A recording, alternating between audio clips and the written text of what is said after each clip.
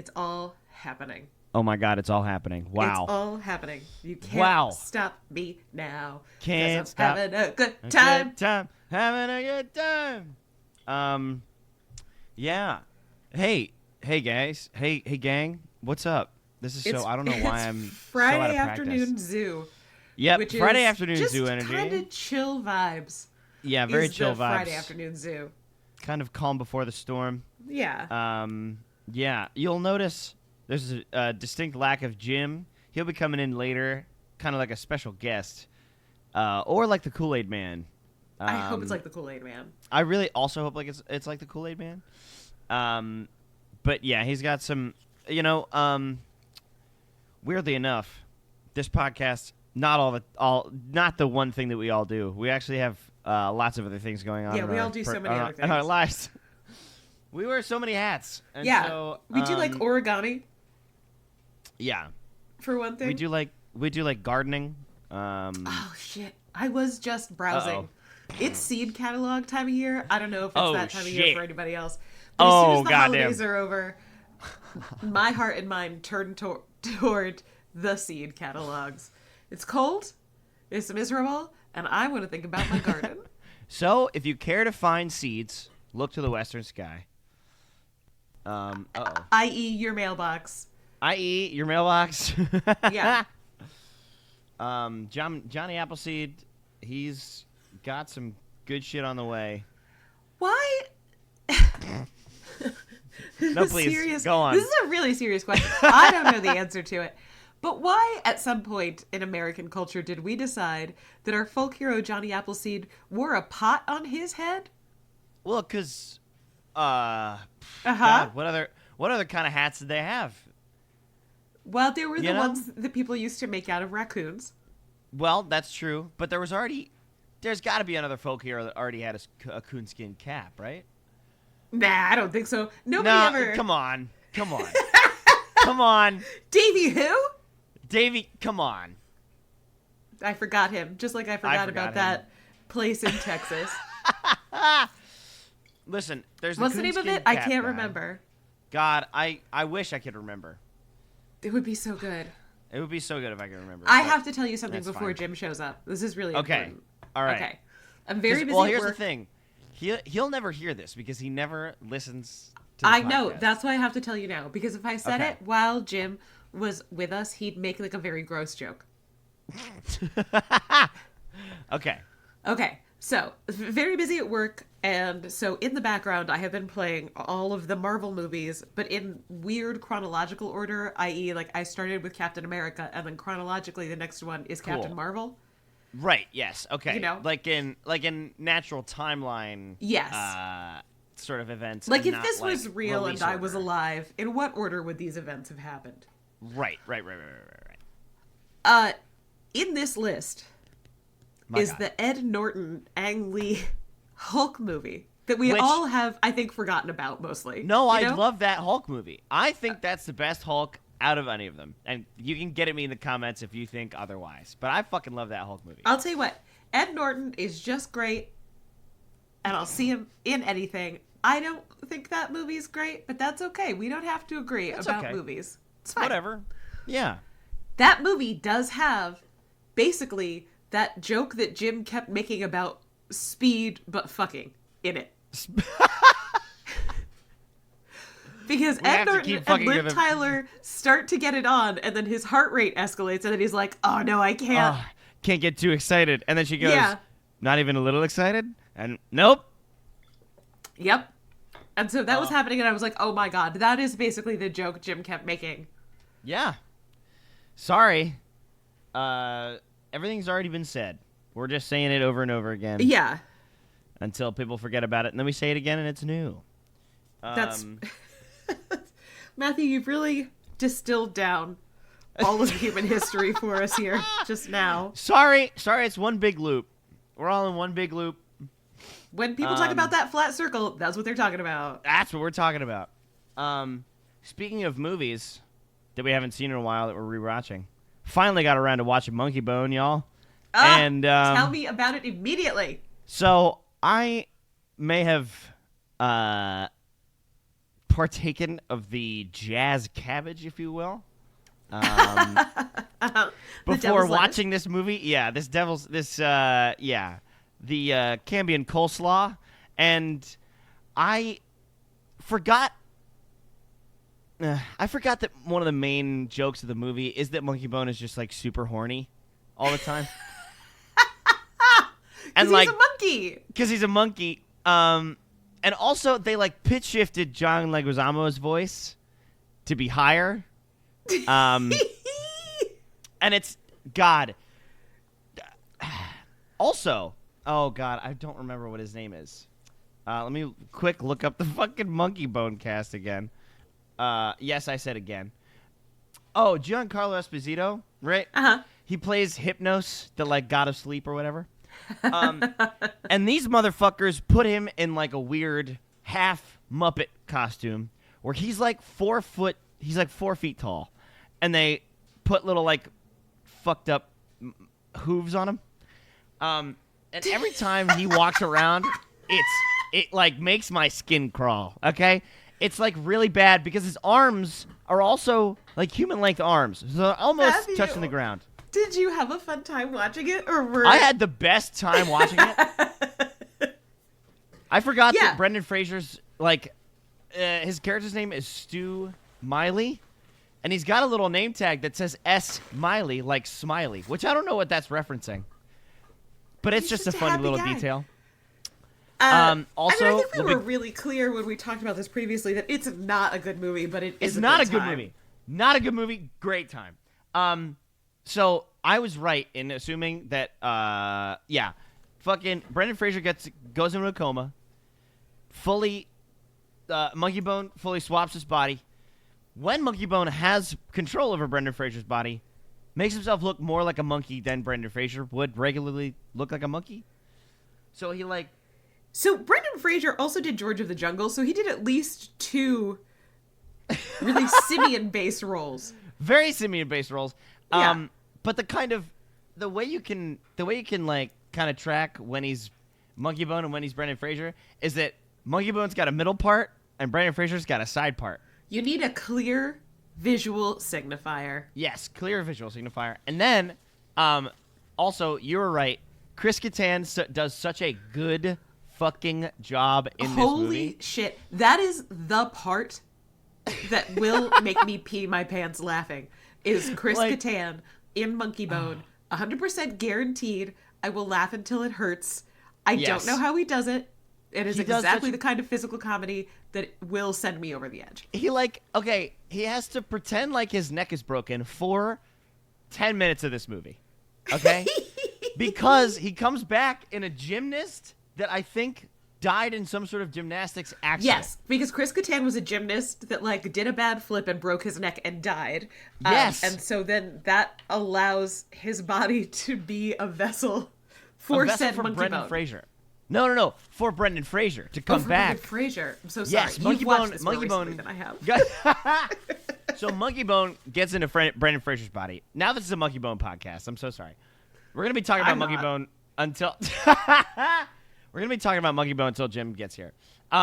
So yeah, Brendan Fraser. Also, the whole like plot of the movie is that Hypnos is trying to get Brendan Fraser to make people have nightmares. Like that's the whole thing. There's a whole plot with that, but mainly Chris Kattan wakes up in a dead person's body. Bob Odenkirk is like the head surgeon who's like getting this. He's like, oh, look at this pancreas. It's going to buy me a new car. And then Bob Odenkirk as a surgeon is not something I could actually buy. Right? But here's the thing. The whole like conflict, he wakes up in this body and then everybody's like, all those surgeons are like, no, those are our organs. You're getting away with our organs. Oh, I do remember this. Yeah. So he escapes. They're not like, oh no, he's alive. They're like, yeah, somebody has possessed our good organs. Yeah, somebody is taking our good organs. And so they like, there's a full-on chase between Chris Kattan and Bob Odenkirk and his goonies, or his goons. And they're just like in a van traveling across town trying to find this dead guy that just like somehow They got up and walked away, but they wanted to be dead. They got up, despite duct taped himself taking the Hippocratic oath to do no harm. Well, they're doing harm on this corpse. Yeah. Because he's already dead. And you can't stop him. But, like, oh, my God. The movie is great. Highly recommend you watch it. Either altered or not. Both times. Just get it in your eyeballs. Just fast forward to the Chris Kattan parts. TBQH. Yeah. It's worth it.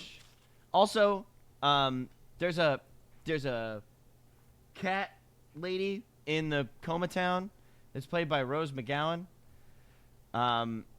who's like, I don't really know what the point to her character is in the movie besides being some sort of. Her point is just give Rose McGowan some sexual work, tension. Yeah, it's just she's got some sexual tension between her and. The monkey needs to bone. It's right there in the title, Matthew. And he tries to bone, but he just kind of jumps down her shirt. Like, that's kind of the whole joke with her and Monkey Bone. But, like, Stu's trying to get back to his girlfriend who he just proposed to. So, like, it's very weird. It's very weird. I don't really know. They just wanted to give Rose McGowan some work, I guess. Okay, just found an article from 2016. Rose McGowan describes the incredible movie Monkey Bone could have been. What are you talking about, Rose McGowan? It is a phenomenal movie. It was and is a great, phenomenal movie. It's got like 4.8 on IMDb and 20% on Rotten Tomatoes. But it's a great movie. Okay? Yeah. Is it art? No. No. Does every movie need to be art? No. No. Please. I can only watch approximately 15 minutes of Timmy Clams trying to be fucking Bob Dylan? Yeah, in my life. And so, like, I'm full up because I've seen the preview twice. So I'm good. Yeah, I don't really know. Guys, is Timmy Clams... I guess Timmy Clams might have been the best person to put in the Bob Dylan shoes. I guess. But, like... And apparently he is a big Bob Dylan fan. So it makes a little sense. I'm going to be honest with you. Saying you're a huge Bob Dylan fan sounds exactly like somebody who looks like Timmy Clams would say. Like, yeah? You know what I mean? The vibe matches that statement. Is it true? I don't know. Who really knows? I am also kind of off my Gordon allergy meds today, so if any of these hot takes are not landing, let's blame over-the-counter medications. Heyo. It is also that time of year, as well as yearning for seeds. Please. Well, and the great thing is, there's so many catalogs of my youth just don't happen anymore. You used to get catalogs all the time because we didn't have cable or the internet. You had catalogs. And most of them don't happen anymore. You don't get a big old Christmas toy catalog, although Amazon tried for a little bit. They were like, the people have nostalgia and yearning. Let us send them mail. Let us send them mail. Also, I'm so sorry. I misspoke. It's not John Leguizamo that's Monkey Bone. It's John Turturro that's Monkey Bone. Oh, okay. That is a very different voice. Yes. I just don't know why I had John Leguizamo in my mind. Oh, they're both kind of weird Johns. Yeah, I guess they're kind of weird Johns. You're right. Yes. Man, there's also one more thing about Monkey Bone, and then we can start the podcast. There's a very weird... So, fucking Brendan Fraser wakes up as Monkey Bone. He's possessed by the soul of Monkey Bone. And he's acting all weird, and everybody's like, he just came out of a coma. He's just acting weird. I love that as an answer. Yeah, he's like, he's not himself. He was in a coma for 3 months. He was in a coma for 3 months. So, let's give him some time. And there's a very strange thing they made Brendan Fraser do, which is kind of have a weird monkey sex scene that doesn't really come to fruition. He just kind of does a weird dance around the bed frame. I remember that. Does a weird dance around the bed frame. All I could think about was like, I can't believe that they persuaded Brendan Fraser to do such a thing. How else are you gonna make that cheddar? I guess. How else are you gonna make that cheddar? But it also, the weirder part is that it looks like his girlfriend is a little turned on by the monkey dancing. And now, it's been a long 3 months. You're right. A lot of worry. A lot of just sitting by his bedside. Trimming his beard, by the way, which he cuts into very weird sideburns, but they like go out. It's like those mandible sideburns. If you know what I'm talking about. That's a perk of having a relative in a coma that people don't talk about. Is that you can style their beard however you want. Yeah. But no, she just trims his beard. Monkey Bone comes into his body and was like, no, I need those mandible sideburns and a soul patch. Oh, his girlfriend wasn't doing it? His girlfriend wasn't doing it. It was Monkey Bone. It's Monkey Because Bone. I think, 3 months, you're going to spend a lot of time in that hospital room. And eventually you'd be like, well, I don't know, let's try mutton chops. Okay. This conversation is making me realize if I'm ever in a coma, I don't want you anywhere near my comatose body because I know I'm going to wake up with some weird fucking facial hair. With cornrows or something? Oh my God. Oh my God. If I'm ever in a coma, shave my head. Keep me clean shaven. Okay? Okay. All right. Well, so now I know. But perhaps Brendan Fraser didn't have this conversation with his girlfriend. That's true. But yeah, no, Mom, you're not allowed to style my hair when I'm in a coma, okay? Okay, not but one can bit. I provide creative input to other people? All right, I guess I'm having nobody. If you can influence people to style my hair, I'm also just not letting anybody visit me. Oops, you get to see me behind glass. It's a matte zoo, okay? You can take pictures. But you can't come in and fuck with my shit. That is the great tradition of zoos. It's just people show up and be like, he's not doing anything. He's not moving. Can you make him move? Make him do something.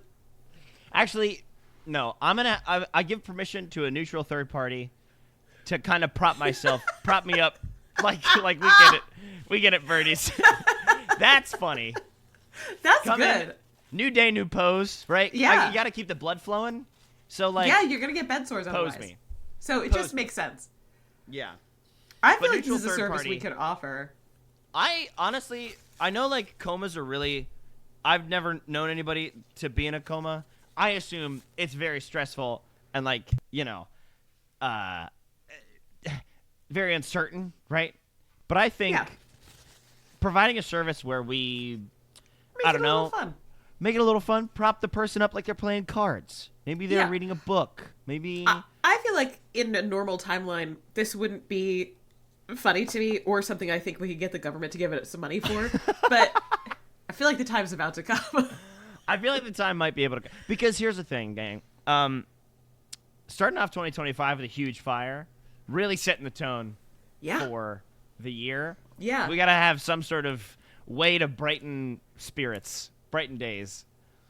And if that's posing people in comas... Speaking of brightening spirits, shout out to Adam and Ellie. Thank you so much for your email. Oh, my God. Yes. Thank you to Adam and Ellie. Oh, my God. We love getting your guys' emails. They're always great. Phenomenal. Allie, don't work too much. Don't work too much. I'm doing that right now, and it sucks. Don't do it. Yeah. I mean, he's doing it for a specific goal, but also just am working towards a specific goal, and then I'll go back to one job and not two.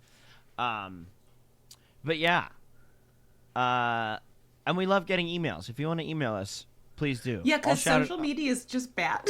Social media, turns out it's really bad and also hard. It's so hard and bad, guys. There's not enough time in the day. My God. Yeah, also we just don't want to do it. I think that's the biggest problem. Yeah, I think we just don't want to do it. I think we have to start the podcast now. I think we should be at least a little bit. Who are you? God, okay.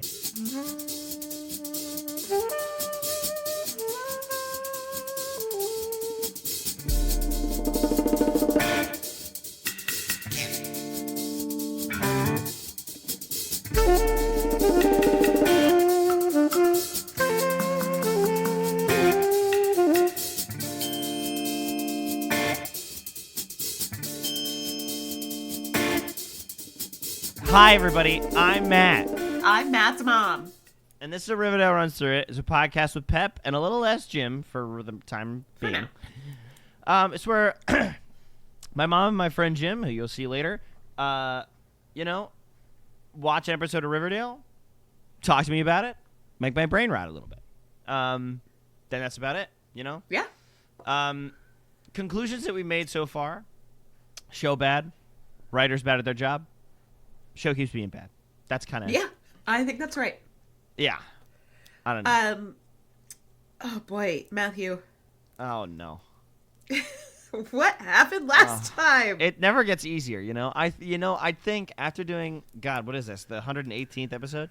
After doing this for over 4 years? Ew. What? We've really been doing this. No fucking way. This was like a kill time during the pandemic project that somehow we has just continued. Can't quit. Yeah. We can't quit. You think it would get easier for me, and in fact, it is not. It has gotten harder. So what happened last week? Archie found kryptonite, which is palladium. So he becomes breakable. Cheryl's soul is trapped in mirrors. It's only Abigail now. And she's got like a crash course on the 21st century. For example, we don't put butter in beer. What a weird... Don't put butter in beer. I don't think they even did that back then either. I think that she's just some sort of weird beer freak. So that's that. Betty is trying to find the trash bag killer? Something with Glenn. I can't remember.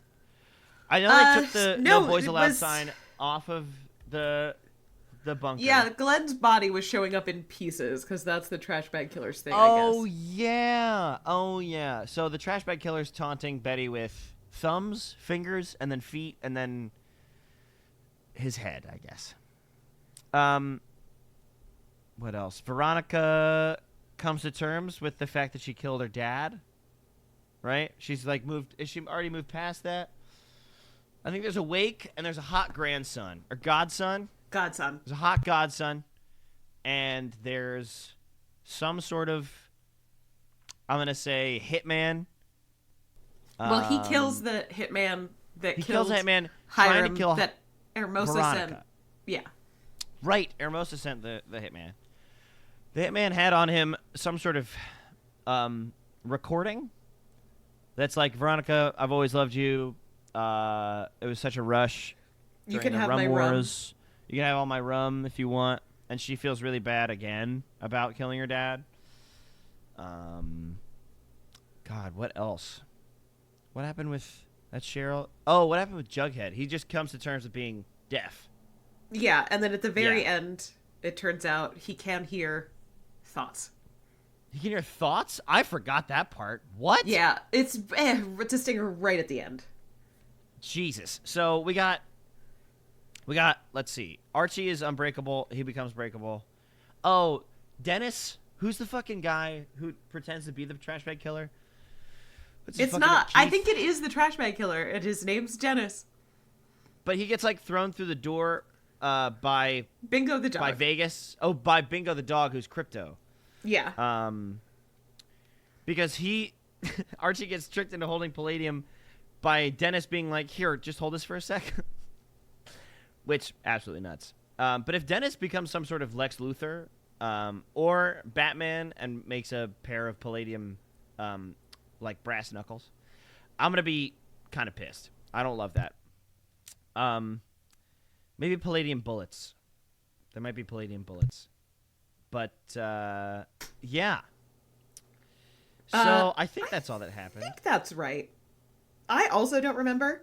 I also don't remember. I don't know. Yeah, anyway, I think that's right. I also think that's right. I'm gonna put the final nail in the coffin and just kind of send it down the river. Viking style? The Viking style, baby. I love that. Yeah. So, Season 6, Episode 8 is called The Town. Well, all right. There's a 2010 Ben Affleck movie about bank robbers where one bank robber falls in love with a hot bank manager who's a hostage that's called The Town. I think in that case we can assume the town in question is Boston. Yeah.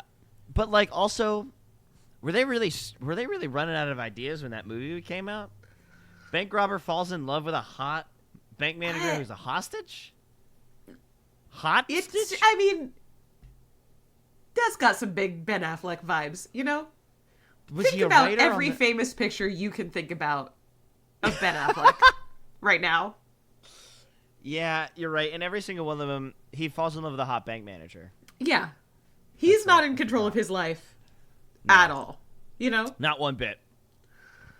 There's also a 2012 British miniseries Called The Town? Yeah, called The Town, and it's like these parents have been murdered and their son comes back to figure out who did it. There's nothing about that interests me aside from the son who comes back as Andrew Scott, who is like Moriarty. Yeah. Or the hot priest. The hot priest. Yeah. Yeah. Depending on your frame of reference. Yeah. Depending on what kind of media you enjoy. Yeah. Okay, so anyway, now that Jughead can hear thoughts, this is all basically shot like he can hear. So he can't... Okay, so here's where I'm getting a hold up. Yeah, let me guide you through this. Ask me your questions. He's deaf to voices. Correct. But he can hear thoughts. Yep. What a crazy drawback to mind reading. I honestly... I hate to say it, but that's kind of sick. I love that drawback. Yeah, so it's this is kind of, they address it right off the top as like, everybody thinks I can hear again, but really I'm listening to their thoughts. And occasionally there's like weird echoes, or you get a different sound voiceover if somebody's thinking something that's different from what they're saying. But largely it's presented like, well, basically he can hear. He can basically hear. It's fine. We're just going to continue like he can hear. Because everybody thinks about the words they say before they say them. That's wild. Well, their premise is that everybody thinks about the words that they are going to say as they say them. So that it's like he's just hearing them talk. Well, they have not met a fool like me, okay? I'm thinking about... You ain't never had a friend like me, Betty, okay? Sometimes the things I say surprise me. Sometimes I say things and I go, where did that come from? Whoa. Yeah. I don't know. I assure you that did not go through any quality control process internally. I live in constant fear of my mouth and my tongue because I don't know what the fuck I'm going to say next. Yeah. But hey, whatever. So anyway, this opens with Tabitha reading an article in the newspaper that I guess Jughead owns and runs and writes for, as far as I can tell. Okay, so he's got... Wait, doesn't he have the blue and gold? Doesn't he? Well, this is called the Riverdale Choice. And it goes out to... Choice. Yeah. It goes out to the whole town, not just the high school. Okay, sick.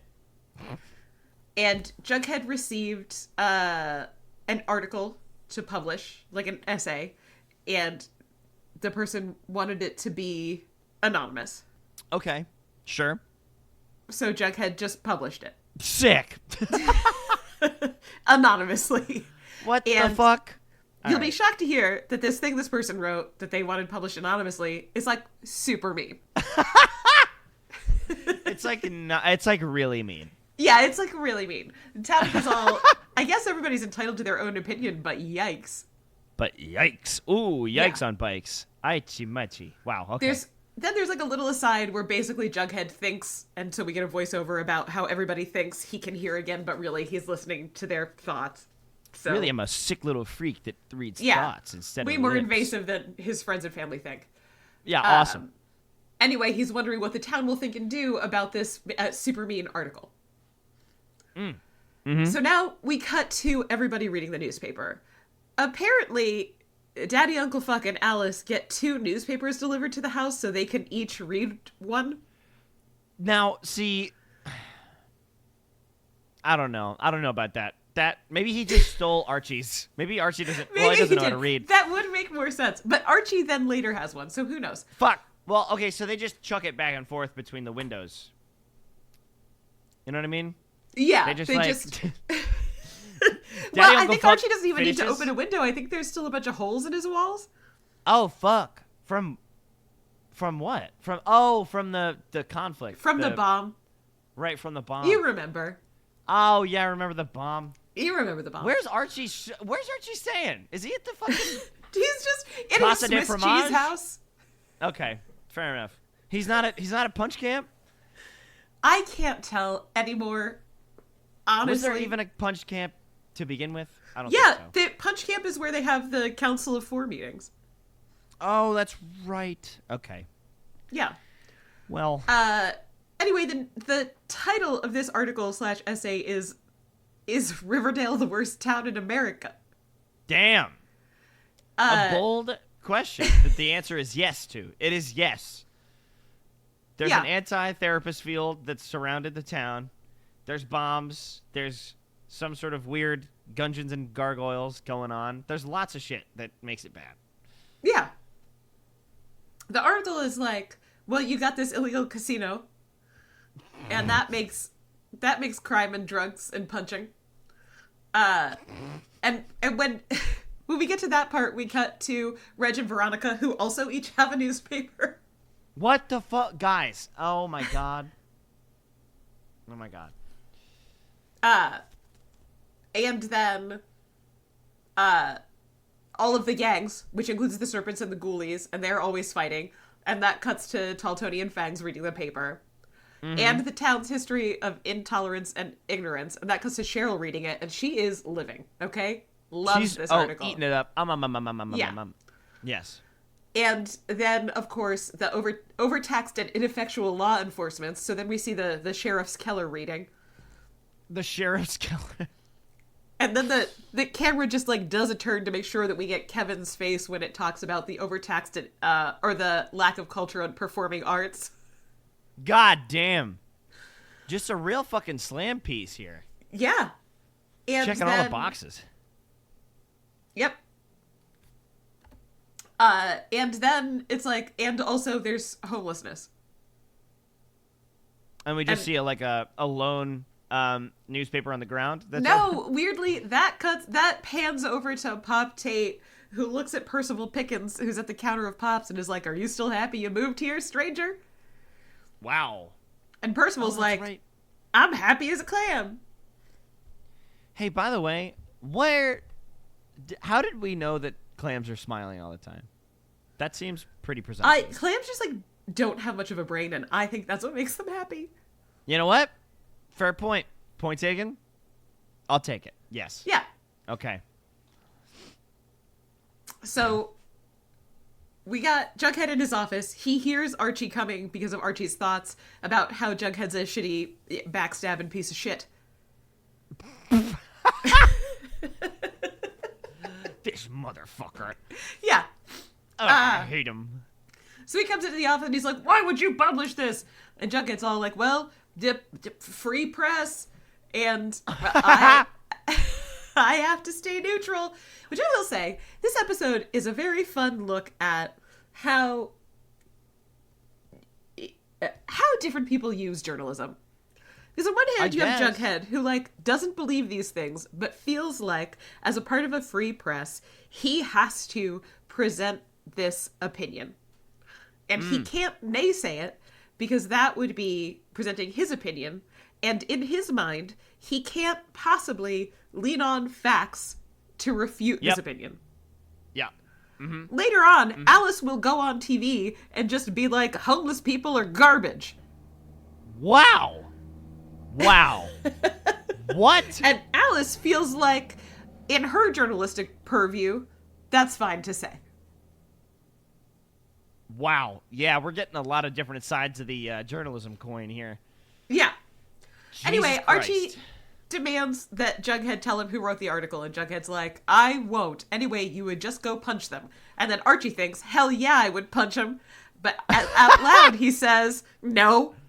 No, I would. No, I wouldn't. No, you're wrong. I'm not even like that anymore.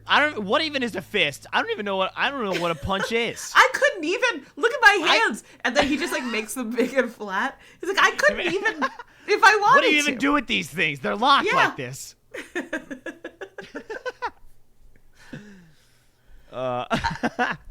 at Thornhill, Britta goes into the dungeon barn to tell Nana Rose that they super gotta get Cheryl back. Fuck, I forgot about the dungeon barn. Oh, wow. Yeah. So they go in the dungeon barn, and Britta's like, look, I saw Cheryl in a mirror. So Nana realizes that Cheryl's in dream jail. Ooh, okay. So now we're diversifying our prison portfolio. One is a barn, and the other got barn is dungeon. Dream dungeon. Yeah, dungeon and then we got Riverdale jail, which seems to be Anne's cell across from the sheriff's desk. Yeah, River jail for sure. That's actually, I'm in River jail. We're all. I think I put us in River jail for sure. We're all in River jail together. This whole thing is my idea. I don't know why. Yeah. I don't know why you listen to me, but we're all in River jail. Okay. We all have to learn together. So to get Cheryl out of dream jail, Britta has to be asleep while Abigail is asleep, and then Britta's gotta be asleep. Yeah, Britta's got to go into Abigail's dreams to talk to Cheryl. But she's got to get out of there before Abigail wakes up. Or Abigail could trap Britta also in dream jail. Wow. So Britta's kind of doing a thing. Britta's kind of like sacrificing herself. Well, so Britta's like, great, I'll just drug her tea. Well, Two thumbs up, Britta. You're learning a lot in this foster home. Doing the best. Doing the most. My God. So then we got Abigail in front of the cracked mirror where we had previously seen Cheryl. Okay, yep. And now we go into dream jail. Ooh, okay. In dream jail, Penelope is doing a Joan Crawford Mommy Dearest thing. Do you know about the film Mommy Dearest? So it's been explained as a very good movie to me many times, but I've never seen it. It's a cult classic. It's a cult classic. Yeah. Okay. I don't know that it's good. It's fun. It's very campy. Sign of sort of a monkey bone situation with this one. Yeah, it's super campy. Yeah. It's based on Joan Crawford's daughter's story about how Joan Crawford was a really horrible mother. Oh, fun. All right. Yeah. So we got a lot of that energy from Penelope. Sure. And so in these memories, Cheryl and everybody's favorite walking taper candle, Jason, are obviously the ages that they are, but they're memories from childhood, so they're occasionally surrounded by children of the correct age. Oh, fuck. I'm just trying to prepare you for when you watch this, Matthew. Mom, if there's anything that I know, I'm just never fucking prepared for any moment of this show. That's true. None of us are. Anyway, in this little dream jail, Penelope's getting her children ready for their birthday party, but Penelope won't invite Cheryl's friend Heather because of gay. Oh, because of gay. Gotcha. Yeah. Anyway, back in River Jail, we got a town meeting. River Jail. Everybody's there, and they're thinking really loudly about who maybe wrote this article and if they agree with it or not. Jesus. And Alice is like, we have this meeting so everybody can say what they think about this article, but I'll say this for sure right now, we do have an illegal casino. We for sure have an illegal casino. So Veronica's like, well, okay, listen. Real Riverdalians work at the casino.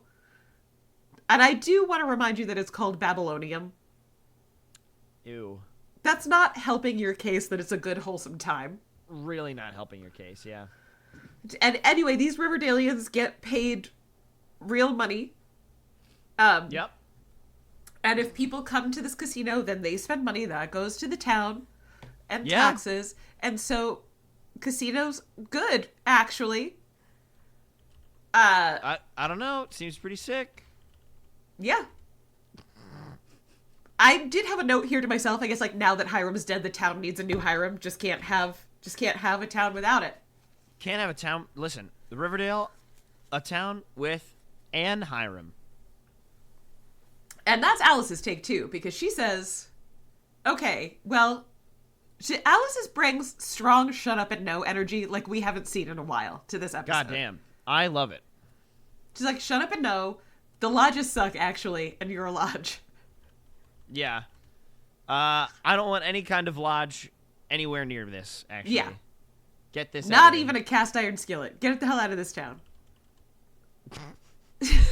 That was not a good joke. No, it was a great joke. Stop. Archie interrupts this catfight by saying, anyway, I demand to know who wrote that article. God. At which He's point, gonna punch somebody, isn't he? our man Percival Pickins stands up and was like, it was me. God. I was just about to ask if there was going to be some sort of... No, I thought it was going to be some sort of, like, Spartacus thing. Like, I wrote the article, no, I wrote the article. But no, of course it's fucking Percival Pickins, the guy that we don't know anything about. Yep. He's like, I didn't put my name on it because I thought you would all still be mad about what my great-grandfather did. At which point Tall Tony's like, oh, you mean the genocide of my ancestors? I at least am not over it. So, yeah. So Percival's like, well, I'm new in town. Hi, I'm new in town. And I'm Matt's friend. Oh my god, are you recording? Oh shit! Yes! Yes! And this is Riverdale Runs Through Yeah, baby! A podcast with a really late dog walker. That's what I'm talking about. Listen, I made a prediction. You came in like the Kool-Aid man. Fucking love it. I loved it. Hell I came in like yes. a wrecking ball? Came in like a wrecking ball, Miley Cyrus. Yeah. Fuck yeah. Wow. Welcome, Jim. We missed you. Yeah, we missed you, buddy. I missed you too. Welcome. I believe I'm recording. I have set to USB PNP audio I device. sure hope you are, because the rest of this podcast is going to sound a little weird. Yeah, it's going to sound super weird if we don't have your track. Yeah, hold on. I just need... So, Jim, I'm almost to the title card.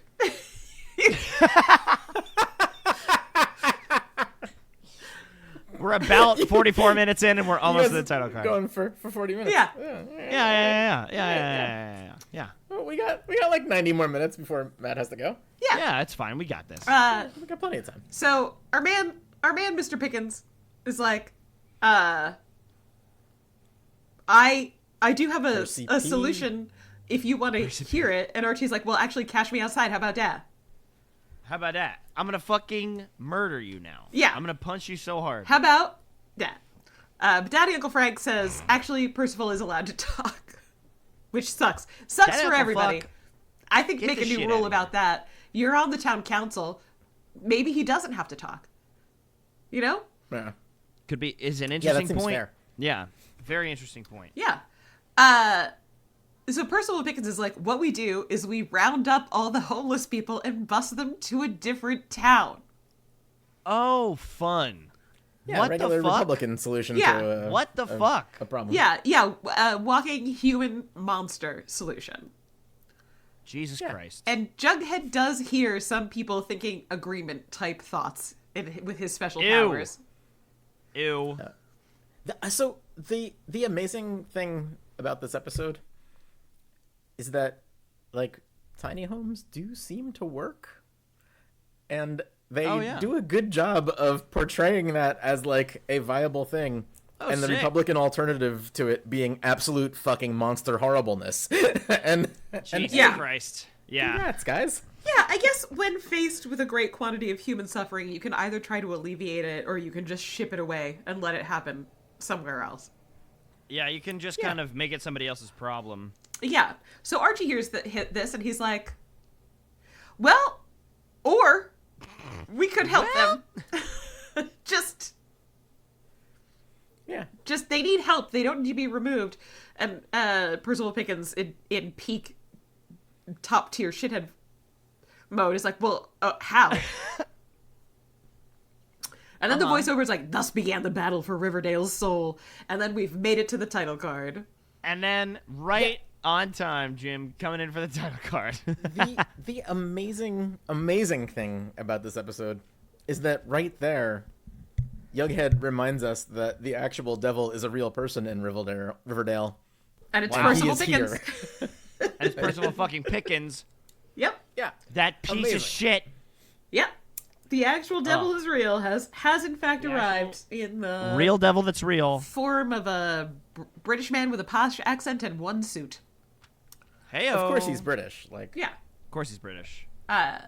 He can't not be British. So after that, Abigail brings Cheryl's body home, and Britta is up waiting for her. Mm-hmm. Abigail's like, oh, I gotta research the history of Riverdale and the Pickins family, and I gotta go get to the library and get a book about it. Britta's all, oh, I actually will bring that up to you along with your perfectly normal tea that I just made for you that's only tea. Normal tea.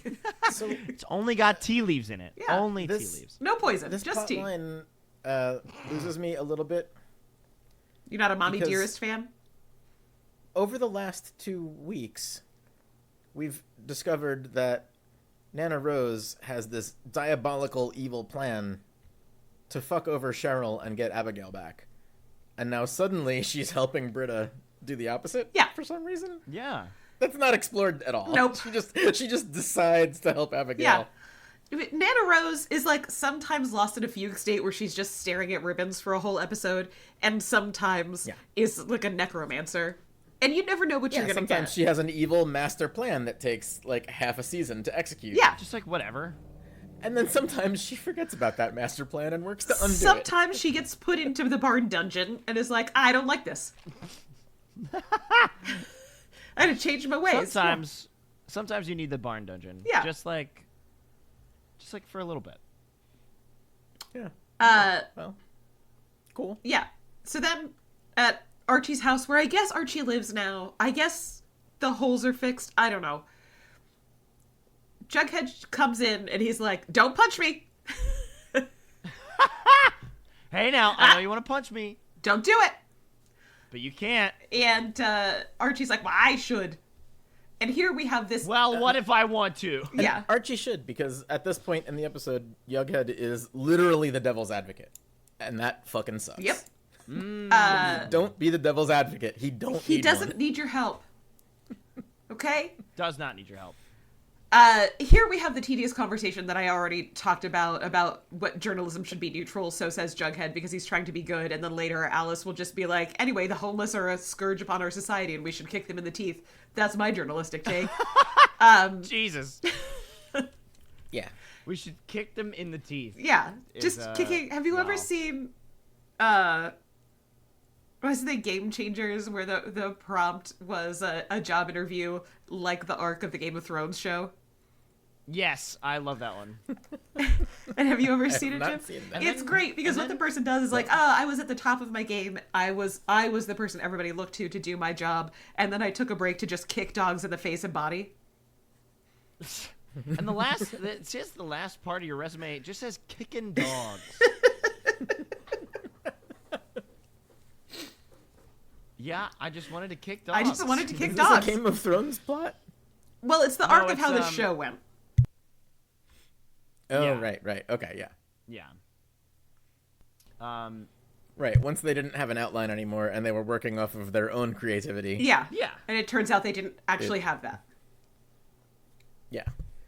Mercifully, those two fucking guys are gone. Oh, yeah, nobody's going to hire them ever again. Are you kidding me? Yeah. Yeah. It's glorious. It's perfect. It's perfect in every way. And Mary Poppins. It's rare that you see someone take a public shit on their own face in the way that these guys did. They really did. But man, Yep. they did it so good. Yep. Anyway, now Jughead has a plan to have Archie build micro homes because Archie has a construction business. Does he have a construction business? Or does he own a hammer? I think porque no los dos. Yeah. Yeah. You know? Why not? So Archie's like, yay, a task I can do. All right. Yo, let's go to Dream Jail. Heyo. Abigail's been drugged.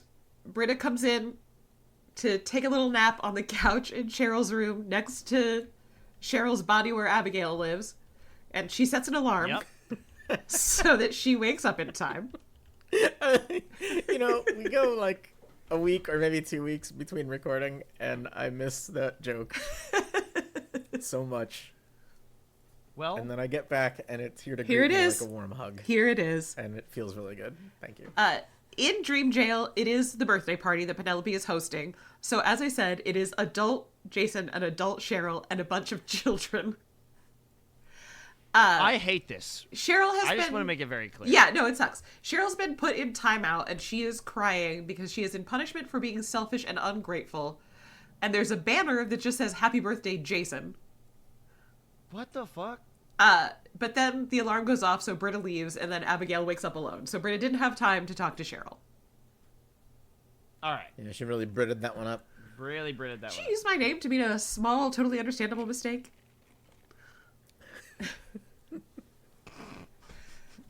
Veronica and Reg have some insane conversations now. But also, they have a room where they each have desks that are like against walls facing the middle of the room, so they face each other when they're at their desks. Oh, That's I don't the worst. like it. And hanging I can't. over Reg's desk, like behind where Reg sits, is the oil painting of Veronica, which means that Veronica is looking at her own oil painting. Ew. I mean, that tracks, though. And then she's got, like, kind of partially unwrapped in brown paper, the oil painting of Hiram. And she's like, hey, we haven't talked about it, but I always figured we'd be doing scams. But I clearly recall a whole montage about how the casino was cheating. And I think you can't do that unless you have a conversation about it. Yeah. I don't remember if that was in Riverdale or if that was in last season. I think it was in last season. It was in last season. I also think it was in last season. Yeah. So that did happen in Riverdale. I don't know if the author, the writers just forgot, or seems like they just forgot. It's happened before. Yeah. But Reg is like, yes, no, Sam, I figured we'd be breaking laws. This all tracks. Yeah, and then they decide to just not. They're gonna do just legal things now to prove the haters wrong. Oh, they hate us because they ain't us. Yeah. Yeah. Yeah. Veronica's like, let's not be Hiram. Let's help fix the town my dad broke. We'll get our licenses and permits, but that just costs money. But, like, you own a casino? That's cheating heavily and breaking laws? You must have money. You must have money. But, like, even without cheating and breaking laws, casinos print fucking money. Yeah. Yeah. You have to be so stupid and bad to run a casino and not make money. Donald Trump. So fucking stupid. Egregiously stupid and bad. Dumb. Super dumb. Veronica then is also like, oh, I want to hang my dad's portrait up as a reminder of who not to be. I feel like everybody memory hold this, what with online betting being like a multi-trillion-dollar industry in this country all of a sudden. Mm-hmm. But like at the very beginning, the two big ones like DraftKings and FanDuel had a scam going where the programmers from both companies were betting on the other company's site and only winning because they were in on it together. Yeah. That's why. They obviously couldn't bet on their own site and win, so they bet on each other's sites and won, and just raked in shit tons of money, and nobody cared. Absolutely no one gave a single fuck about it. No, nobody really got and no in one was trouble held for that. accountable, and everyone just moved on with their lives. Yeah. And now everyone just bets on these fucking sites and throws away tons of money for nothing. It's unbelievable. Anyway, Matthew, you'll be shocked to hear that it becomes a plot point that Veronica and Reg don't have money with their illegal casino. What the fuck? It's unbelievable. Guys, it's not supposed to be Not that rocket hard. surgery. Yeah. I mean, it's God. Well, despite the existence of Daddy Uncle Fuck, Alice is like heavily flirting with Percival Pickins in the next scene. They're like having tea, and he's like, Alice, can I call you Alice? And she's all, yes. mm-hmm. Yeah. She doesn't want to choose a side because she wants to hear Archie's pitch. And then Percival is like, well, I just assumed you'd want to make the town safer because of the horrific way your daughter Polly died. Wow, Percy. Which wow. he knows about, having not been in the town until like having yesterday. just moved here 4 days ago. Coming in swinging. He's fully up to speed on all of the current events about everyone. Yeah, he knows everything. Jim, I have to say, I really thought about you. I watched Gladiator 2. Oh, I didn't do that. It was fine. That seems like a bad idea. It was fine. I would have. It was fine. I would have preferred, honestly, less plot, and just it's just like more gladiating. Because the gladiating. Did you think about me because in the movie are oceans battlefields? I mean, yes, but secondly, I thought about you because the ending relies on the idea that every member of this vast army would know the information the viewer knows, but there's no way they could have that information. Yeah, I hate that. One of them. Anyway, if you watch it, you can just fast forward to the fights and watch them. They're very fun. It's also how I watch Is It Cake? I don't care about facts about the bakers or Mikey Day's joke. I just want to guess, is it cake? I did see like an interview months ago with Pedro Pascal talking about getting in shape for the movie, and how he's like our age now, and that fucking sucks. Oh, I bet. I bet it does. It's like, yeah, you don't just like snap back into shape anymore No. when you're over 40. Like it takes time You and do effort, not. and it sucks. Yeah. It hurts. I lift weights really regularly, and here's a thing that I think once a week at the gym. Getting stronger does not make things lighter. The heavy shit is still heavy. It just means that you can move it, but it doesn't suck less. Yeah, and it like I think at our age, what is it? It's like 6 weeks in, and then like a week and a half or 2 weeks out. like if you go on vacation for 2 weeks, you have to start over. Yeah, like and it's like you never lifted a weight in your life. Fun fact: I own a set of dumbbells that live with the company's inventory in the warehouse, so that when I go to Airbnbs and live for 2 weeks, you can not take a break from exercise. Correct. I can continue to weight train. Hey, that's good. That's on consistency. That's good shit. But also because it's like it's very good for my mental health, and I'll like be very stressed and working on things and be like, you know what, I need 40 minutes to go move around some heavy round things, and then I'll feel so much better. I like heavy round things. All right. I could get into heavy Talking about things. kettlebells. Yeah. Wow. Fuck yeah, kettlebells. Yeah. Okay. It's time for another council meeting. Veronica stands up and she's like, Riverdale could be a new Atlantic City. And I guess that's predicated on the idea that Atlantic City is good. Yeah. I don't really know about that one, Chief. But it used to be good. I used to be good. I don't like Atlantic think City. Yeah. I don't either for a variety of reasons, but I think in recent memory they've really tried to turn a corner. I don't know how that's going. Yeah.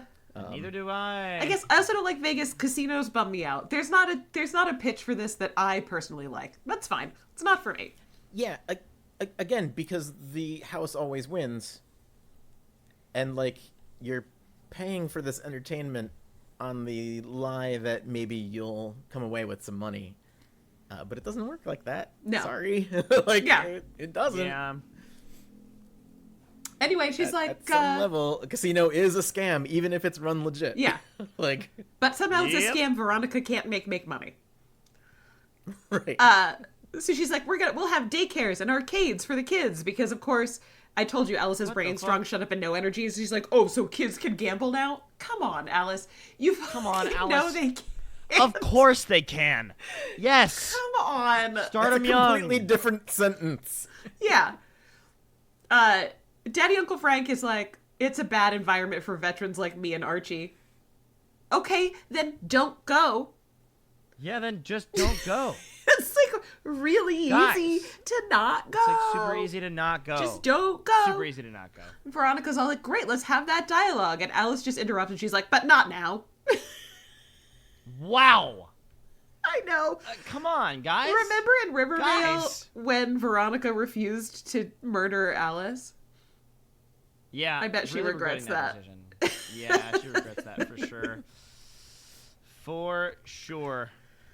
So Archie stands up and pitches his microhouses idea. Tall Tony's like, that's a smart, savvy idea, and I like it. Tabitha's all, this has worked in Chicago, because you'll be shocked to hear that one of the key drivers of solving homelessness is homes. Isn't that wild? It's not 100% accurate. There's a lot of other societal factors at play, but it is super helpful, actually. Super helpful to have homes. Yeah. Just saying. Yeah. Daddy Uncle... And especially, Jughead does mention something about, or Archie maybe, about how the tiny homes have locks, because being able to lock up your stuff is super, super important psychologically to feeling like your place is your place. Yeah. Yeah. To feeling secure, to feeling like you could, say, go to a job and come Right, back. versus like a tent or a tarp over your stuff. Yeah, where you have to constantly worry that it's going to be gone when you get back. Yeah. I assume that their plan also includes some sort of a communal like shower and like bathing facility, because We'll just have to assume the that. tiny homes individually can't have their own restrooms, right? No. Like they can't be They're big 8 enough to be feet connected to. long. Yeah, Yeah. yeah. So they've got to have like some communal space set up nearby also for that, because that's also very important. Yeah. Like being able to clean yourself and feel like not covered in dirt is pretty important. Yeah. Yeah. Because in the history of this show, Alice doesn't have a personality so much as she has whatever personality is needed to be a foil for somebody else. It's unfortunate for poor Metch and I Alec. know, she's a good actress. She's doing her best with what she's given. And so Alice's personality right now is we gotta ship these homeless out of here, right? So she's like, oh, but what would it cost? We'd have to raise taxes. And Archie's like, well, the labor would be free. You know, materials aren't. Jughead hears people thinking like, oh no, taxes. And listen. Taxes, bad taxes. I'm going through this with the school board in our town right now. We're like, the school building needs to be rebuilt. Sewage backs up into it on the regular. And the idiot school board we have is like, but then we'd have to raise taxes. That is what taxes are for. That is what taxes are That for. is what they are for. Just want to make that clear. Yeah. I will pay them so that children can go to a clean school that does not fill up with turds and doesn't fall down on them. Yeah. That's not free. What was your when was your local school built in like 1973? There were major repairs done in the 90s, but yes. Yeah, it's probably over 50 years old. Yeah.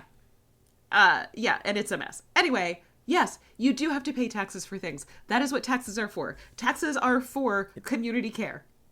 Whether that community care is roads or accessible sidewalks or fucking water pipes that don't have lead in them.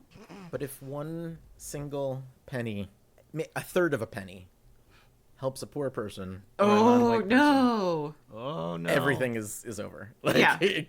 Nope. Can't have that. Oh, jinx. At this point, Percival stands up and is like, my plan's basically free and I could go get a bus right now. Damn, Man, Percy. fuck this guy. What the fuck? Yeah, What is this dude's problem? Yeah. Tony's like, well, just calm down, okay? Well, now let's all calm. Let's just, we can figure out some funding, and I would like to see a plan about this. Yeah. So, in a classic move, Archie and Percival Pickins have a meeting after the meeting. I don't know if any of you listening have like group meetings regularly in your jobs. But if you do, you'll know that typically after a meeting, there's another smaller meeting. It's secret, it's not on your calendar, but it always happens. But there is always one. There's a whole plot line in like the show Veep, where after all the meetings they have another meeting with like a few of the other characters excluded because they're dumb. Yep. Nice. It's a very good running bit. But it's also very true to office life. But it's also, it's absolutely real. So Percival's like, well, I'm new in town. I'm British and I've been traveling. I haven't seen any place with the potential of Riverdale. You haven't? Why? Then he says it could be the next. Where are you looking? Marcia's Vineyard. Excuse me? that made me Marcia's upset. Vineyard? It could not. For many reasons. And never say that again. Yeah. How fucking dare you? For one thing, this town could not be menaced by a shark. The writers would find a way to make that happen, and I would lose my mind about how it has to be an inland town, but here we are. Yeah. An inland town with a tuna packing plant. Oh my god. And wharves. And wharves. And wharves.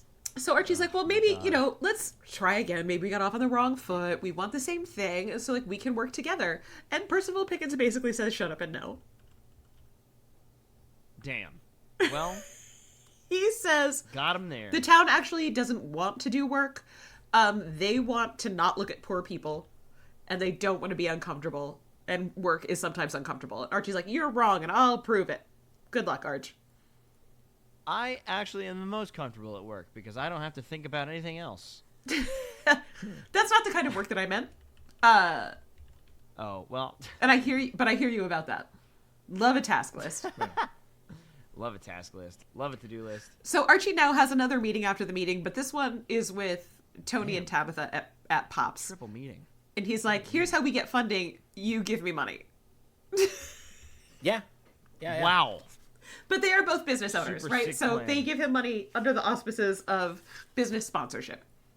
And he's going to make two tiny houses, and he's going to paint them to look like Pops and the White Worm. This feels weird and bad to me, but if they want to do it, that's fine. Are they trying to do a fucking theme park right now? Kinda. What the fuck are they doing? Weird and bad, and also the thing that they do with them, he says, oh, we'll put them in the parking lot. And that is not great. That's not great. Yeah, don't do that. You don't want to put housing for the unfortunate in the parking lot of the only restaurant of town. Yeah. Also, where they will be viewed as specimens in some sort of a menagerie. They don't want to live in a parking lot. If they wanted to live in a parking lot, guess what? They could already be. They could already. Because of how they don't have homes. But you'll note that they haven't put them in the parking lots. Yeah. It's pretty... Yep. Bad take on otherwise what is a pretty good take. Pretty solid. Yeah, pretty solid. A weird twist here.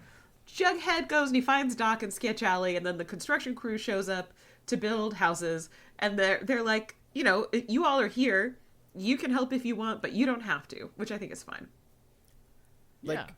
Oh yeah, that seems great. But remember last season when there was all that arson, and Archie became the town firefighter? Yeah. Yep. Don't know where the fire truck is gang, anymore. I bet there's a bunch of lots that have abandoned homes that burned down that they could demolish and turn into a lot for tiny homes. Yeah. Already in an existing community of other residential homes. I also bet those homes need to be burned knocked down down for structure safety. Is a blight. Yeah. Right? It And is a hazard. a blight on that neighborhood. 100%. And Yep. show. Reg now comes to Veronica and he's like, I can't figure out how to make money on a legit casino. So, you know what? Actually, just fuck you guys. If you can't make money on a legit casino, go... I don't even know what you should do. I have no suggestions for you. You suck so bad. Yeah, he definitely can't make money selling used cars. Yeah. So he should give that up, too. It's kind of the same job. They can't talk about scams, though, because somebody comes in to there's an incident in the private gambling room. So they go down there, and there's a guy who's hung himself from the ceiling. Obviously, they can't call the sheriff's Keller, because then Alice would know. So they call the hot godson. I have a hot godson. So, I don't know, you're in a casino. Casinos have, wall-to-wall 100% camera coverage. There's gotta be somebody working at the table where you were gambling. It's not like you were just sitting there gambling by yourself. Well, how he was playing solitaire time... against himself for money. Yeah. How do you find the that's time not weird at all. That's not to weird rig at all. up a whole noose and somehow hang yourself in a very public place under 100% 24-hour scrutiny. Well, Jim, through the Lord, all things are possible. Okay? Yeah.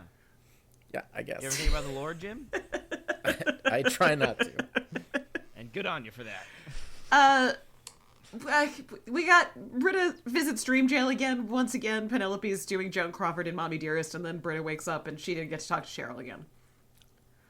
Damn, dude. Yep. This fucking heist is bad. Today, at a very special Bruiser Studs, we got Bruiser Studs help the homeless. Oh my god, Bruiser Studs help the homeless. Yeah, this is an after-school special edition of Bruiser Studs. Fuck yeah, Bruiser Studs. You see Jughead's friend Doc. He's walking down the alley. He sees Kevin. Kevin's like, "Hey, Doc, do you want to hammer this board?" But no, Doc wants to hammer Kevin's skull. Damn. And not in like a hot way. No, not in a hot way. In a non-consensual, very violent way. It's then we cut to Alice reporting on the news that Kevin got a hammer to the skull and that this proves that the homeless don't want help. What the guys? Oh man. Then we see Tony telling Archie like, this is a whole mess, but Kevin's gonna be fine. But also maybe don't paint my business logo on those houses, okay? Well, she doesn't say it to protect her business. She says it to protect the project because she doesn't want it associated with her like gang in the eyes of Alice. And I think her heart is in the right place. Yeah. Interesting. Then they do a little... She's not backing out because she's afraid of a threat to her. She's backing out because she doesn't want to be a threat to the project. Yeah. Which I think is fine. Then she's like, "Can I send you the funds via product placement?" And Archie's like, "Yes." And then his phone dings. And he's like, "Oh, I got my money in product placement." Heyo. And then Tabitha's like, "Well, I would sure look like an asshole if I backed out. I guess I too am still in." Yeah. Veronica and Reg now check some of their many casino cameras. And it turns out the guy that hung himself was with Percival Pickins right before he hung himself. Then Hot Godson shows up to get the body. Because Britta can never talk to Cheryl when she goes to Dream Jail, she's gone to Barn Dungeon to talk to Nana. Ooh, Barn Dungeon.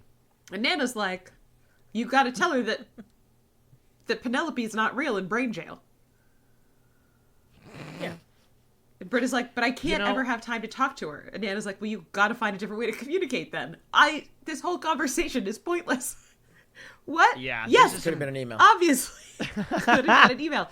Email her. This is some crazy shit. I just want to point out that I love the sentences that this podcast provides us with. Because which one right now? Like the one that was just said about Britta not being able to talk to Cheryl in Brain Jail. Where else are you gonna find a sentence like that, huh? No, of course that makes sense. Yeah. Fucking amazing. Perhaps the real Brain Jail with the friends we made. That's true. Percival Pickins swings by Kevin's... The podcast we recorded along the way. There we go. Right. Percival Pickins swings by Kevin's hospital room to be like, "I'm so sorry, you got a hammer to the head. Surely I had nothing to do with it, and I hope it never happens again." Okay, buddy. Damn, dude. All right, buddy.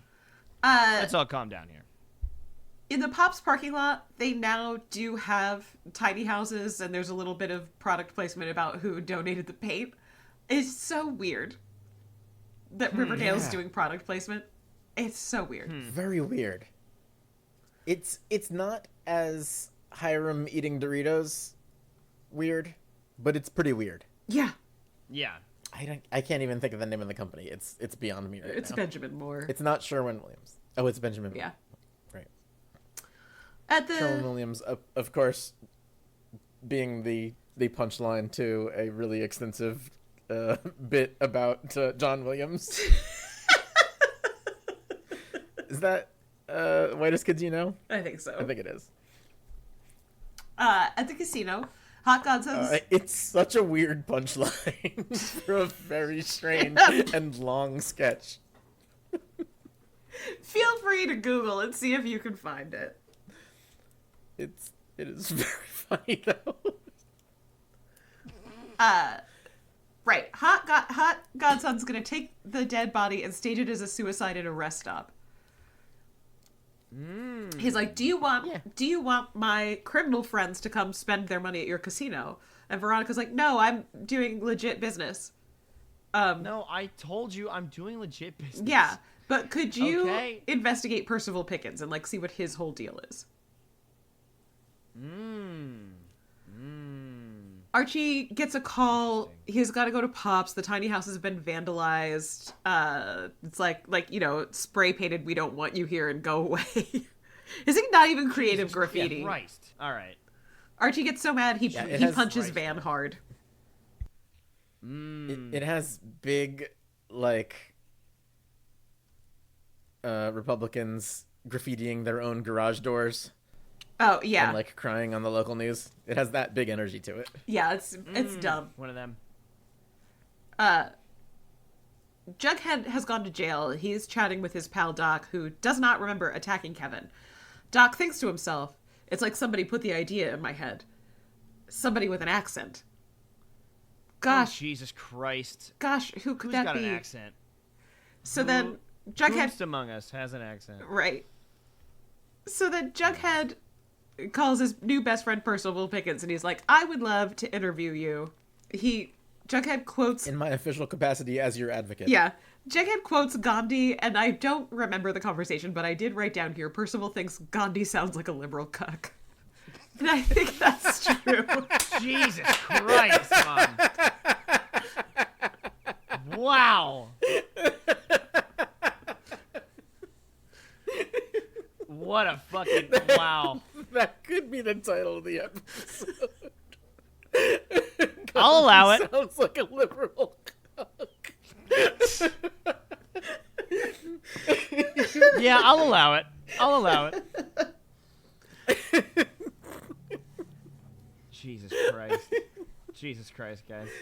I'm sorry, I can't breathe. No, That's really good. I gotta get one in on you every episode. Yeah. Like we all must. So then Percival's doing his whole speech about how he's right, they should just ship the homeless away, and what he's thinking is mirroring what he's saying, and then eventually he's like, get out of my head, I know you're listening to my thoughts. And then what he says out loud is, oh, I'm so sorry, Mr. Jones, did I not answer your question to your satisfaction? Oh my God. So in case you wondered, if you were wondering, is Percival Pickins both magic and bad? The answer is yes. The answer to both is yes. Yep. Wow. Wow. Man, you really almost killed me. With that Ghandi. Whew. Well, it's not me. It's what Percival Pickins thinks, you know? Yeah. There's a couple of times in this episode where someone thinks a different thing than they say, like, in line at the same time. And we, the audience, hear the thing they say. Yes. Underlaid over what Jughead hears them say. Yeah.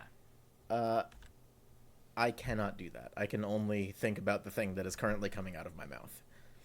This is what I was saying at the beginning. Yeah, at the beginning, Matthew and I were talking about sometimes... It is simply impossible for me to say something different than what I am currently thinking. See, I can't trust my mouth, Jim. I can't trust anything that comes out of that because I don't think about anything that comes out of my mouth before I say it. I, however, had a long career in customer service. Oh, yeah. Aha! That'll do it. So, not only can I think something while I say something else, I can type a third thing. Wow! Whoa! Holy crap, your brain is wild. Because we had to leave notes on accounts. Wild. Yep. That is impressive. Britta takes another trip to Dream Jail, but this time she leaves a note. And Dream Cheryl reads the note.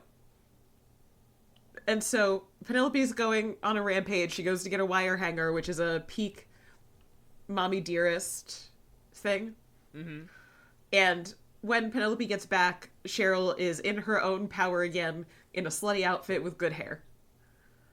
So yeah, hell yeah. Cheryl still is in brain jail, but Penelope is no longer her dream jailer, I think. So now she's just kind of floating around in dream suit. Now she's cognizant of her situation. Okay. All right. Okay. Yeah. All right. Yeah. Sure. Archie, having gotten the call about graffiti... No, he was already there. I don't know. But he goes back... He's there, and there are people cleaning up the houses. I actually don't understand how we got to this scene, given the previous one. Already there. He leaves and comes back for some reason? I guess. And he was like, I was going to haul them away, but the gang says no, they have all this good Benjamin Moore paint, and they'll just fix it. Maybe he was going to get some sort of a trailer hookup. I guess.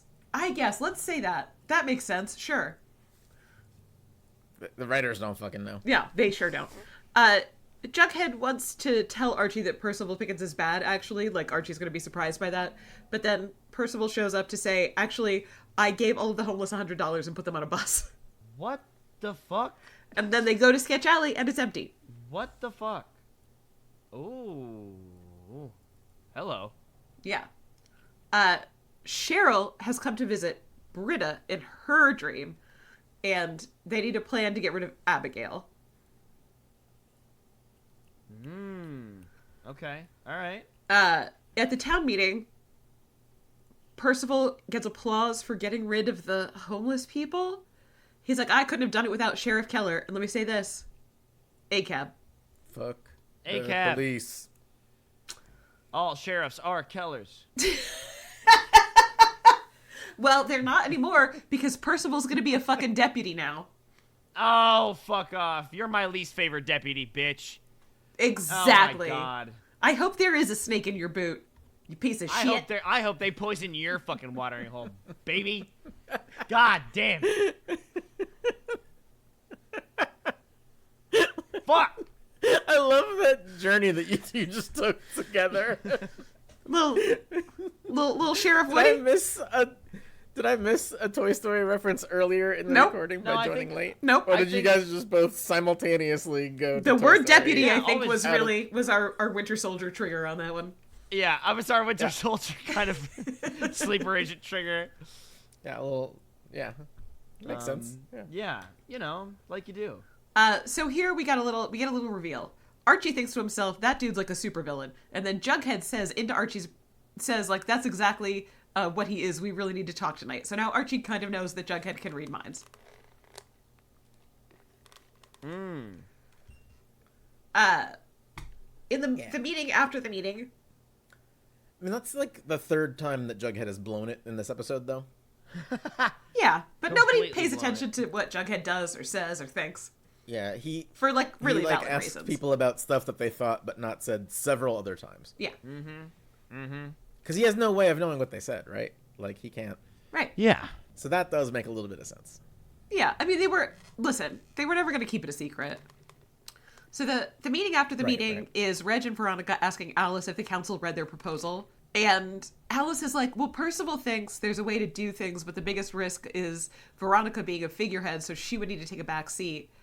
And Veronica's like, well, I'm not my bad daddy, and I work really hard to be different. So then Reg and Veronica have this conversation where they're like, we tried to do things legal, but let's just do them bad. So, okay, that was a short journey to should we have a legal casino town? Fucking it's wild. It's the classic, well, I didn't want to wear this Nazi uniform, but you made me. Yeah. Like, the Nazi uniform that I already owned and was in my closet.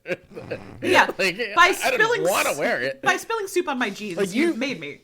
You voted for Obama, so I've got to put on this Nazi uniform now. Jesus Christ. It's true. It's just how we got to where we are today. Where the fuck was I? See, this is why I should delete my notes as I talk. I'm trying to not because of all of this sucks All the when I times have we've to... had to re-record? Yeah. It's only happened like 2 or 3 times. Right? Yeah, it's fine. But that's a lot of time. But I don't have time right now to like rewatch an episode. So, yeah. Oh right, her hot godson looked into Percival, and he's a ghost. It's like he didn't exist before he arrived. Why? Because is he the actual devil? Oh.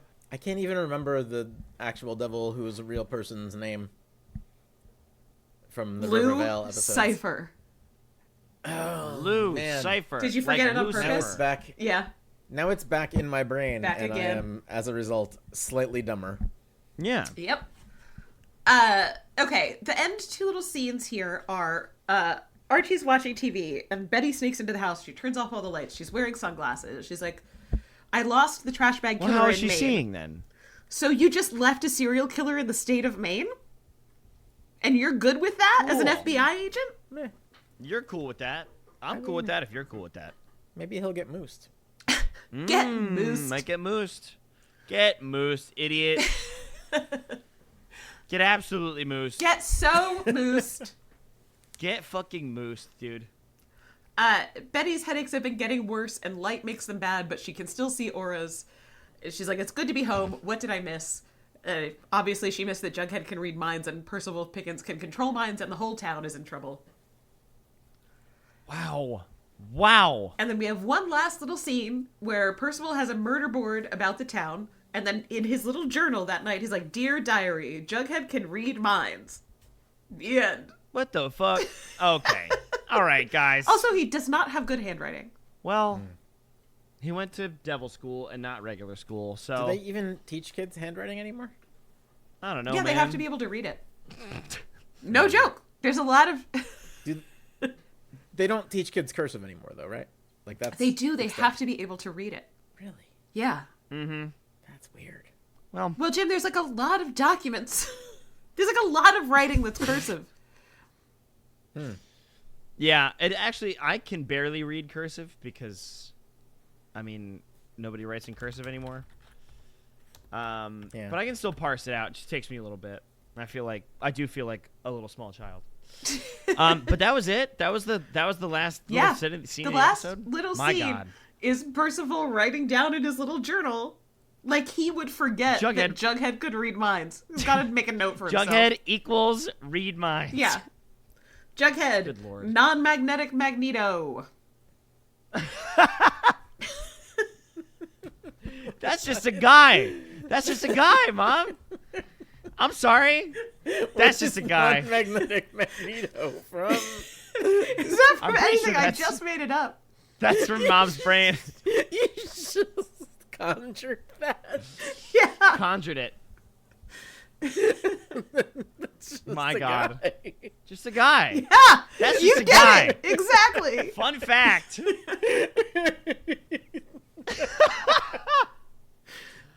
Holy shit. Okay. Well, my God. Jesus. What happened in this episode, you may ask? I don't even know. Percival Pickins is Lou Cypher. He's trying to get all the homeless out of the town by shipping them out. Everybody's like, no, that's bad. Archie builds a couple of tiny homes. Fucking Doc assaults Kevin. That's bad. Cheryl is emancipated from her dream jail, but is now without an anchor, just kind of floating in dream soup. Yeah. Let's see. Jughead can read minds. Lou Cypher knows it. That's about it, I think. I think that's all that really happens. So thank you very much, everybody, for listening to this episode. We love you very much. We're on the internet. You can hit us up on the internet if you'd like, but just on Bluesky, please. It's hit or miss. Not on a meta platform. Just on Bluesky. Not on any meta platform. It's gotten real bad suddenly. Real fucking bad. So we are at Riverdale Runs on Bluesky, and we're at, I guess, no meta products, so never mind. We're not on Instagram. Let's see. We also have an email. We shouted out Austin. Adam and Allie at the top of the show. We love them, and we love getting emails. So honestly, if you want to reach out, do it via email. We might just start advertising our email and nothing else. But it's I like Bluesky. Yeah, I did just post a cool article a cool BuzzFeed article about how Monkey Bone's a good movie, actually, on Bluesky. Amazing. So, yeah. Is your Blue Sky handle still about every day you're out here defending Paris Hilton? What? I think I changed it. Paris Hilton. I think I changed it from Daily Paris Hilton Defender. I forgot about that.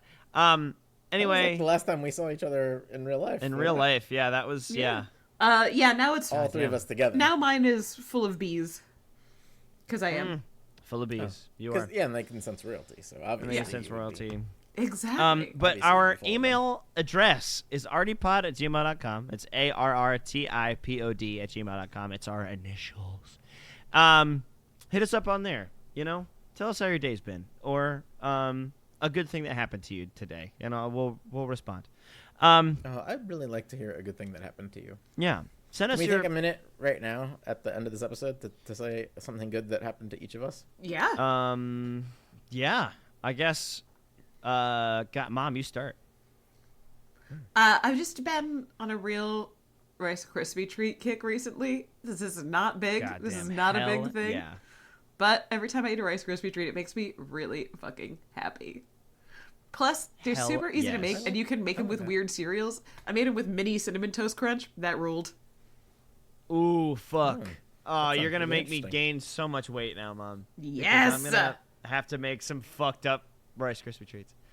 Oh, Jim, well, you're if you next. use the mini Cinnamon Toast Crunch, I gotta say, you gotta crumble up some pretzels and smash them onto the top because it needs a little bit of, like, salt. Oh, fuck. Oh, fuck. Okay. Oh, my God. Okay, Good all to right. know. Good to know. It All needs that salt to cut the sweetness, Yep. Mm. so it doesn't just overload your tongue. Yes. A good thing that happened to me today is I have this one dog that I walk named Ollie, and he's the best. And sometimes when I go to pick him up, I'll just like put my face up on his face, and it's so nice. Just put your face near a dog's face. Yeah. But be Aw. sure it's not a dog that's gonna bite you. Yeah, you gotta know the Yeah. dog. Yeah. Wow. Let's see. A good That's it. thing. That's all I got. A good thing that happened to me today was that I was making myself some eggs, and I flipped them, but only a 2 out of 3, which is still a win. But I flipped them without, using a spatula. I did that fucking That's cool sweet. chef thing Oh, like with the pan? with the pan, dude. I got it down. I got 2 out of Holy 3, Shit. so it wasn't perfect, but I still took it. It's good shit. That's pretty excellent. Yeah, I'm grinding my chef flair skill. I want it. Yeah. So, let's see. Our intro and outro song is Smooth Passenger by White Bones. It's a good, smooth jazz song if you'd like to check it out.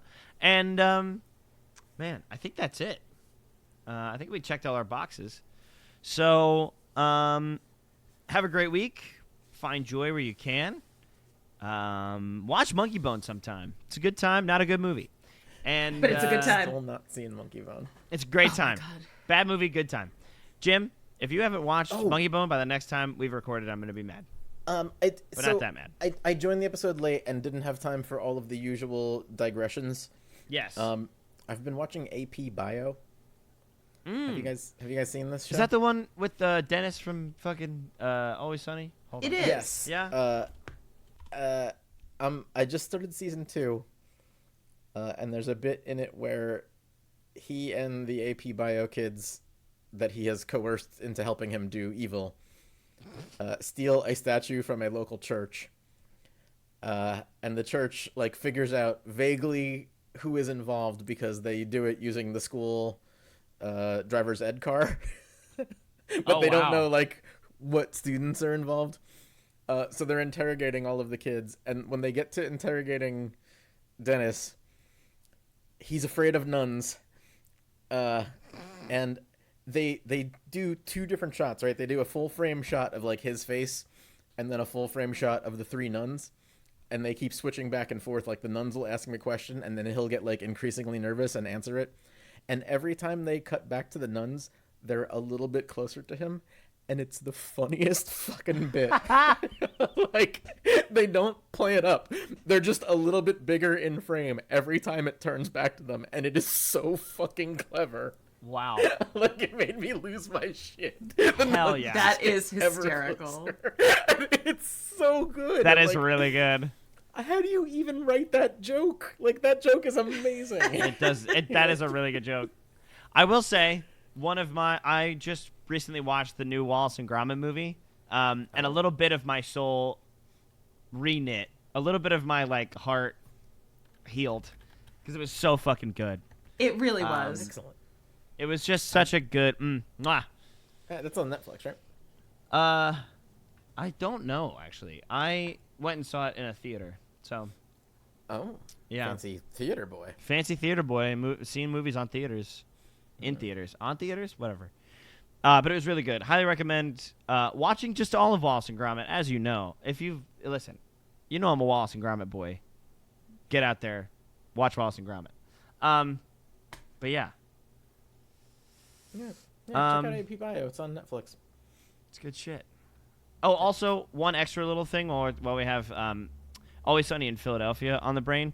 There's another show called Abbott Elementary. I love Abbott Elementary. I love it. So it also takes place in Philadelphia, and there is, in fact, a crossover episode between Always Sunny and Abbott Elementary. I think it just aired, like, literally last night. And it just aired this past week. And I know I know what the content of the episode is, or at least one piece of the content, and it's so good. I don't know if I want to say it now, unless people want to watch it. I haven't watched Always Sunny in, like, 14 seasons of it. Okay, fair enough. Which is apparently to say. It's been on for, like, 20 goddamn years. It's been on for a while. Yeah. Apparently, what they do is they teach fucking Charlie how to read, finally. Shut up. They complete that bit in the most perfect way. In the most perfect way. The Charlie being illiterate joke is still going on. Oh, yeah. That is amazing. Oh, my God. That's phenomenal. And now, yeah, it's a perfect end to that fucking bit. One joke that I remember from that show. Yeah. That he can't read. Don't they have pirates in there? So yeah, I need to catch up on some Always Sunny and watch that because it's great. And yeah. So anyway, have a great week. Find joy where you can. Watch good media, unlike us, we do every week. Be kind and don't fuck. Bye, Jughead, because you can read it. Bye. Bye.